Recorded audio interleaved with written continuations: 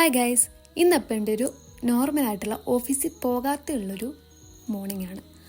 ഓഫീസിൽ പോകാത്ത മോർണിംഗ് എന്ന് പറയുമ്പം സൺഡേ അല്ല കേട്ടോ. സൺഡേ ആകുമ്പോൾ ഇങ്ങനെ ഒന്നും ആയിരിക്കില്ല, ഒരുപാട് മാറ്റം ഉണ്ടാവും. ഞാൻ എന്തായാലും ഓഫീസിൽ പോകുന്നില്ല, ഉണ്ണിമുത്ത് സ്കൂളിൽ പോകണ്ടല്ലോ, അപ്പോൾ അവനെ പോയി നോക്കാമെന്ന് വിചാരിച്ച് അവൻ്റെ അടുത്തേക്കുന്നു. അവനാണ് ഞാൻ ചെന്നപ്പോൾ ബാഗ് പാക്ക് ചെയ്യാൻ റെഡി ആവുകയൊക്കെ ചെയ്യുന്നുണ്ടായിരുന്നു. കൈയൊക്കെ ചെറുതായിട്ട് മുറിച്ചും വെച്ചിട്ടുണ്ടായിരുന്നു. അവൻ എൻ്റെ ഫ്രണ്ടിനെയും കാത്തു നിൽക്കുക കേട്ടോ.